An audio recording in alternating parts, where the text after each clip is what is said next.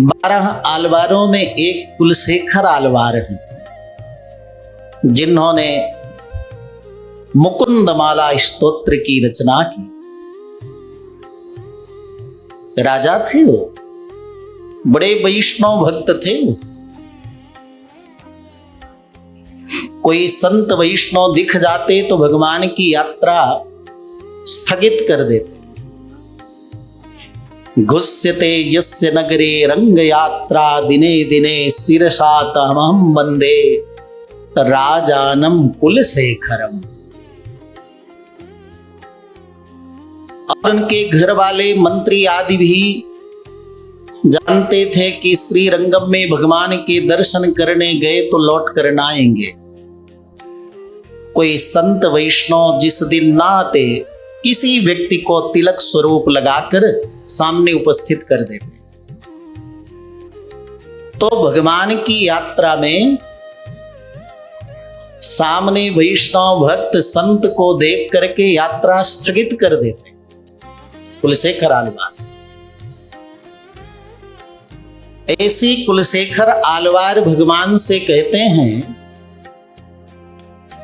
हे प्रभु, मुझे अपना कैंकर्य दीजिए, सेवा दीजिए, देहली बना लीजिए, मुझे अपनी पड़ी बना लीजिए। पड़ी का मतलब देहली। अपने मुख्य मंदिर के द्वार की देहली बना दीजिए। तो भगवान कहते हैं, तुम तो चेतन हो, और जो देहली बनती है वो लकड़ी की, पत्थर की, वो तो जड़ है। तुम चेतन को मैं जड़ कैसे बनाऊं? तो कुलशेखर कहते हैं, आपके सामने देहली रूप में जब मैं पड़ा रहूंगा, आप मेरी सेवा से प्रसन्न होंगे। मेरी सेवा के आप भोक्ता बनेंगे, और जब प्रसन्न होकर आपके लाल लाल अधर खिल जाएंगे मेरी सेवा को पा करके, तब आपकी प्रसन्नता को देखकर मैं भी प्रसन्न हो जाऊंगा।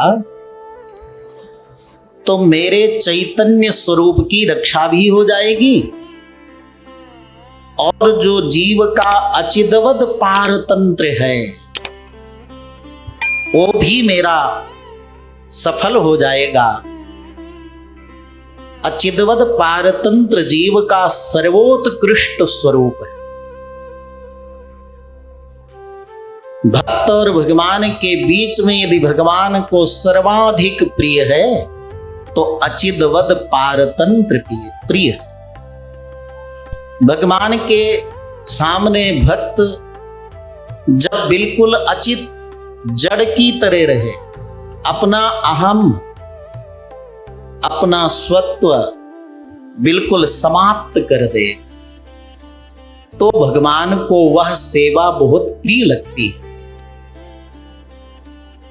जैसे रामावतार में आप देखते हो ना, लखनलाल जी जबरदस्ती सेवा करने को तैयार होते हैं, हठ करते हैं। बहुत सेवा करने के बाद, त्याग के बाद भी लखनलाल को स्थान प्राप्त नहीं हुआ प्रभु के हृदय में, जो राम जी के हृदय में भरतलाल को स्थान प्राप्त है। क्योंकि भरतलाल अचिदवद पारतंत्र वाले। लखनलाल को राम जी ने कहा, लौट जाओ अयोध्या, माता पिता की सेवा करो। तो लखनलाल जी ने कहा, ना ना, जल से मछली निकालो, जैसे मछली तड़प कर मर जाए वैसे आपके बिना मैं लक्ष्मण भी मर जाऊंगा, मैं अयोध्या नहीं लौटूंगा। तो वहां राम जी की आज्ञा का पालन लखनलाल जी ने नहीं किया। और जब भरतलाल जी चित्रकूट में प्रभु राम को बुलाने गए, प्रभु राम ने कहा, ये पादुकाएं ले जाओ, योगक्षेमम तुम्हारा बहन करेंगी। तो श्री भरतलाल ने लखनलाल की तरह जिद नहीं किया, पादुकाओं को अपने माथे पर रखकर अयोध्या वापस आ गए।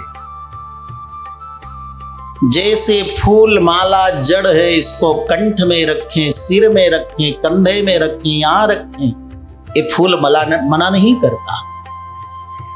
ऐसा जो भक्त होता है, तभी तो आप गाते हो ना, जाही विधि राखे राम, ताही विधि रहिए, सीताराम सीताराम सीताराम। लेकिन ये केवल रटने की बात नहीं है, इसको जीवन में उतारना।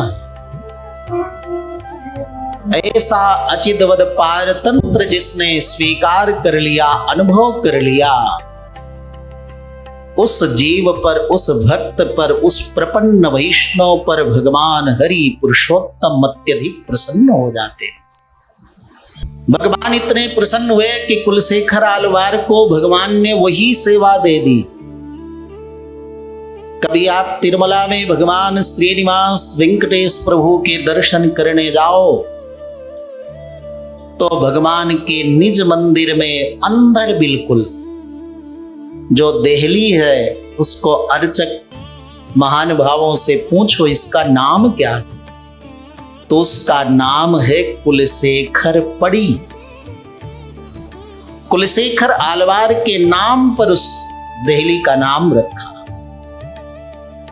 तो पुरुषोत्तम मास में सीख देता है, मार्गदर्शन करता है।